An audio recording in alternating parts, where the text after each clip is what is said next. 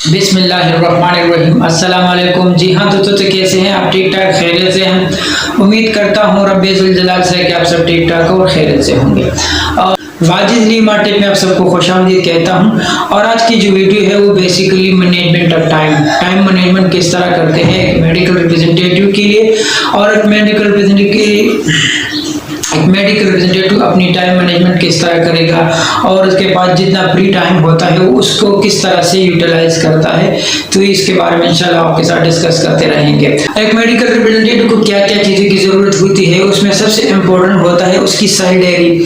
उसके साथ एक बैग होता है, उस बैग में उसकी सेल डायरी यानी daily diary, sale diary, monthly, weekly and daily work plan होना चाहिए। ये सारी चीज़ें इनके साथ मस्ट होना चाहिए। इसके बाद प्रिपेयर बैग का मतलब होता है कि उसमें जो लिटरेचर होते हैं बिल्कुल सीक्वेंस में पड़े होते हैं कि इस 1 2 3 4 इस तरह से वो उसकी सारे लिटरेचर पड़े होते हैं उसमें। उसके साथ सैंपल प्रॉपर तरीके से होने चाहिए और उस पर एक टुकड़ा या कुछ पर्दा होना चाहिए ताकि किसी को ये नजर ना आए कि इसमें सैंपल्स वगैरह है।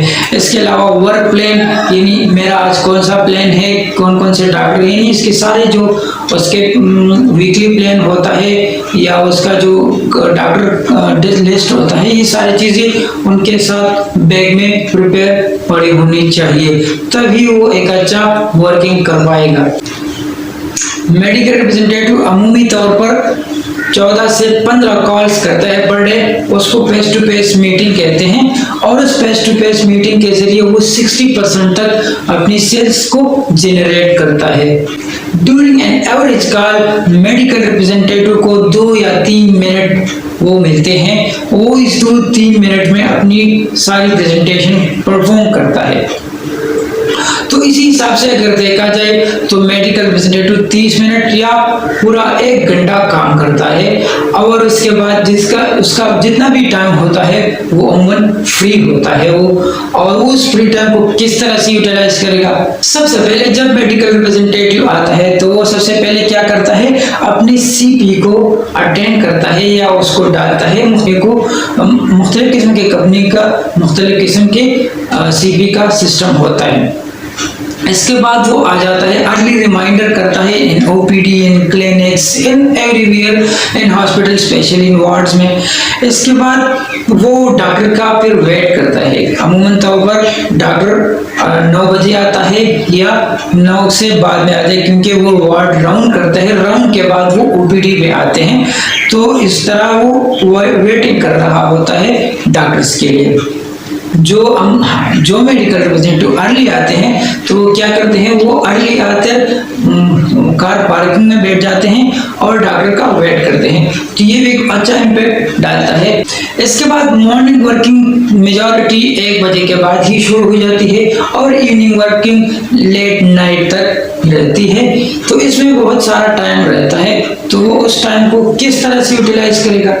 सबसे पहले वो क्या करेगा, वो जितनी उसने रिमाइंडर की है, डॉक्टर के लिए वेटिंग की है, तो उसके लिए क्या करते हैं, वो सबसे पहले डॉक्टर की प्रिस्क्रिप्शन की सर्वे करेगा कि क्या वो अभी जो मैंने काम किया है वो अभी प्रोडक्ट लिख रहा है कि नहीं लिख रहा है, कौन सी लिख रहा है, और अगर मैंने लिख रहा है भी तो वो उसकी मैं किस तरह से फॉलो अप लूँ कि या वो परचेज हो रही है, वो जो मैं प्रिस्क्रिप्शन ले रहा हूँ वो यूटिलाइज हो रही है कि नहीं।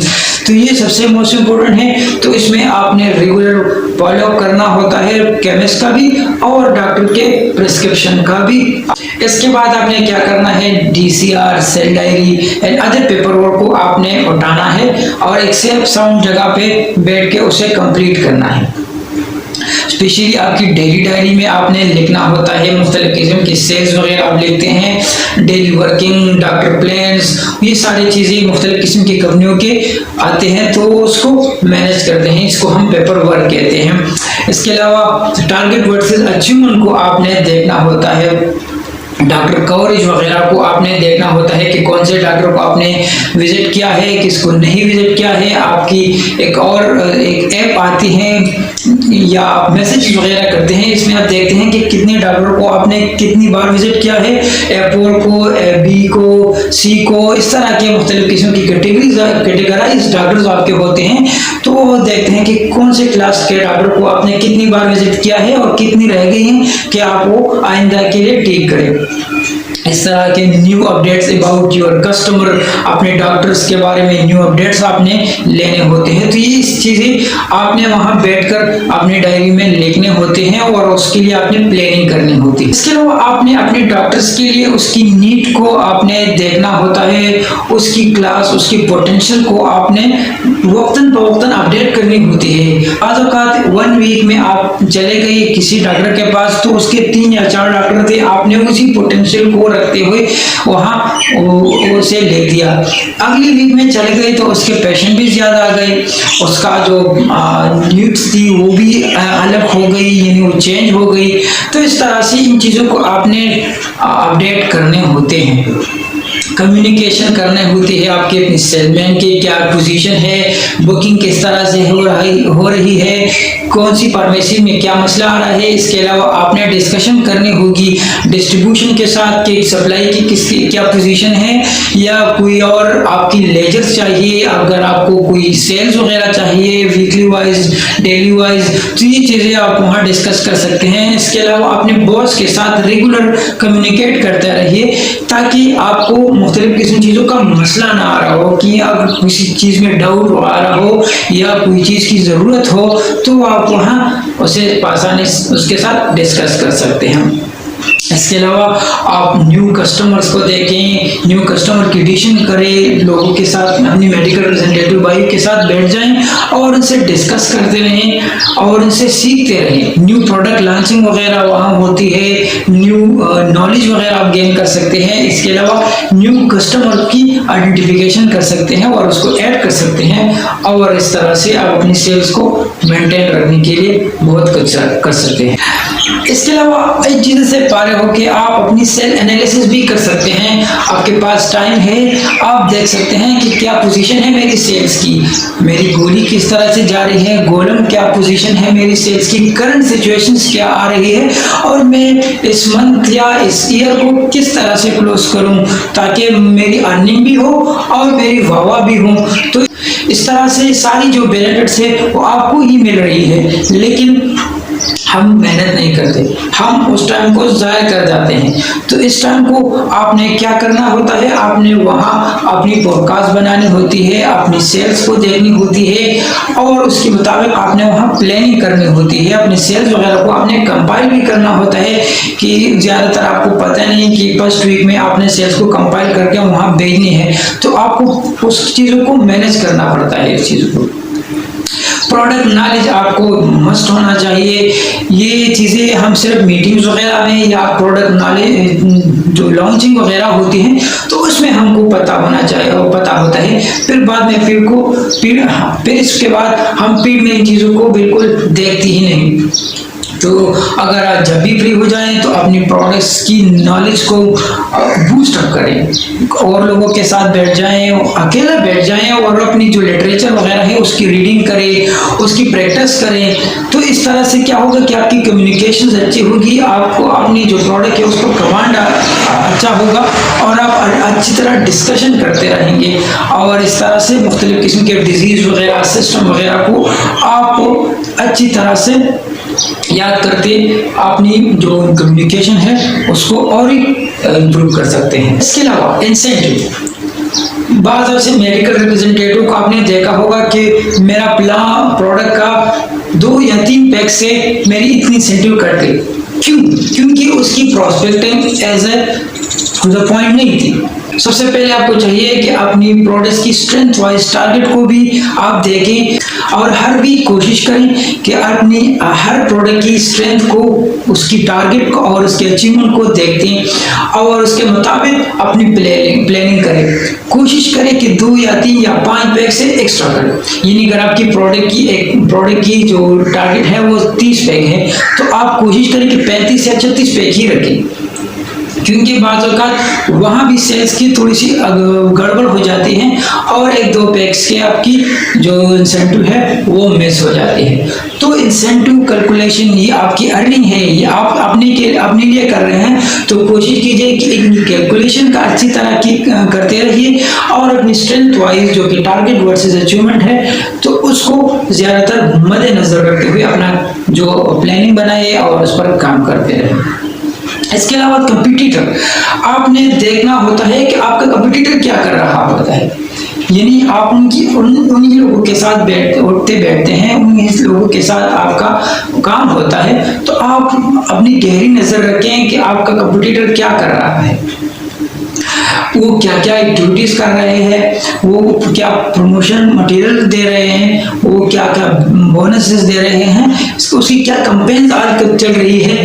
तो ये चीज़ें आपको मेंटेन करनी होती है। आप इन चीज़ों को गौर से देखें और उनके बाद उन पे उस तरह के एक्शन ले, अपने बॉस के साथ ये डिस्कस करते रहें ताकि ये चीज़ें फिर बाद में आपके लिए मसले मसाइल ना बने। इसके अलावा आप उनकी लिटरेचर्स को देखें, उनकी सेल्स वगैरह को आप देखें, उनको एनालिसिस करें कि आपकी सेल्स किस पोजीशन में जा रही हैं और उनकी सेल किस तरह की प्रोजेक्शन पे जा रही हैं। तो आपको आइडिया होगा और आप अपनी जो वर्किंग जो आप कर रहे हैं उसमें आपको पता होना चाहिए कि मैं क्या कर रहा हूँ, क्या नहीं कर रहा हूँ। आपकी जो एरिया ऑफ इम्प्रूवमेंट्स है वो भी आपको इसमें मिल जाएगी। इसके बाद सबसे इम्पोर्टेंट चीज ये है, अपनी मोटरसाइकिल्स की क्या करनी है, आपको उसकी सर्विसिंग करनी है। उसमें जो भी पार्ट वगैरह है ये मोस्ट इम्पोर्टेंट है, आपने यही करना है क्योंकि यही वो चीज है जो आपको अपनी मंजिल की तरफ ले जाता है और आपको अपने काम में मगन रखता है, यानी आपके काम में आसानी पैदा करता है। अगर आपकी मोटरसाइकिल अच्छी है और ठीक है तो आप आसानी हर पोजीशन, हर कंटेक्ट पॉइंट और हर डॉक्टर के लिए ऑन द स्पॉट पहुंच सकते हैं। तो ये चीजें आप जब भी फ्री हो तो इन चीजों का जरूर ख्याल रखना। इसके अलावा आपकी सेल्स, इसके अलावा आपकी सैंपल डिस्ट्रीब्यूशन, उसके लिए प्लानिंग, ताकि आपको पता हो कि ये सैंपल्स इस डॉक्टर के लिए इम्पोर्टेंट है, इस केमिस्ट के लिए इम्पोर्टेंट है और किस तरह से मैं इसकी डिस्ट्रीब्यूशन करूं ताकि मैं इससे अच्छी सेल्स रिकवर कर सकूं।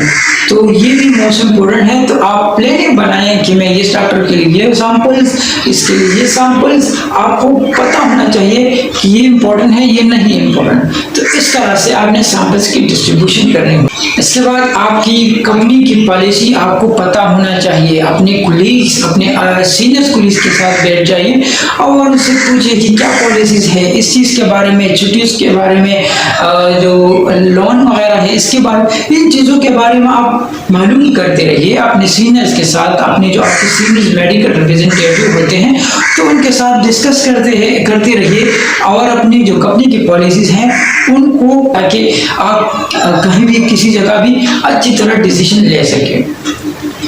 मार्केट सेल्स एनालिसिस आपने जरूर करनी है कि ओवरऑल मार्केट क्या उसमें चल रहा है, उसमें रुझान अच्छा जा रहा है, इसमें रुझान नेगेटिव जा रहा है, क्यों नेगेटिव जा रहा है और क्यों पॉजिटिव जा रहा है। इन चीज़ों को भी आपने एनालिसिस करनी होती है कि प्रोडक्ट किस तरह से ऊपर जा रही है, कंपनी क्यों नीचे जा रही है। इन चीज़ों को भी आपको पता होना चाहिए। इससे भी आपको बहुत कुछ सीखने को मिलेगा और बहुत कुछ नया करने को आपको मिलेगा, क्योंकि आपको पता होना चाहिए क्योंकि ये प्रोडक्ट क्यों, एक कंपनी का एक प्रोडक्ट बहुत अच्छी जा रहा है, एक कंपनी का एक प्रोडक्ट बहुत नीचे जा रहा है, एक कंपनी बहुत अच्छी सेल्स कर रही है, एक कंपनी बहुत अच्छी सेल करते हुए डाउन हो गई, तो उसकी क्या वजह थी। ये चीज़ें आपको देखनी होती है। इसके बाद आपने नेक्स्ट डे प्लानिंग करनी होती है, यानी जब भी आप 1-2 बजे फारिग हो जाते हैं, नमाज करते हैं, खाना वगैरह खाते हैं, तो उसके बाद आपके थोड़ा सा टाइम रहता है तो आप नेक्स्ट डे प्लान बनाइए। आज आपने क्या किया, आप अपने आज के ऑब्जेक्टिव्स देखिए, आपके ऑब्जेक्टिव्स अचीव हो गए कि नहीं हुए, तो किस तरह से मैं नेक्स्ट डे या नेक्स्ट वीक में यहाँ आता हूँ तो फिर मैं क्या करूँगा, उसके लिए मेरी प्लानिंग बनानी होती है। तो किस तरह बनाना हूँ, तो ये भी आपके पास थोड़ा सा टाइम होता है तो आप उसमें मैनेज कर सकते हैं। इसके बाद बैठ जाए डॉक्टर के पास और उसके साथ चाय पिए और अपने सेल्स का मज़ा लीजिए। और इस तरह से और इंफॉर्मेटिव वीडियो आपके साथ शेयर करते रहेंगे। काइंडली हमें सब्सक्राइब कीजिए, शेयर कीजिए और इसको और लोगों के साथ शेयर कीजिए ताकि इस तरह से इम्पोर्टेंट और अच्छी वीडियो आपके साथ शेयर करते रहेंगे। अस्सलाम वालेकुम।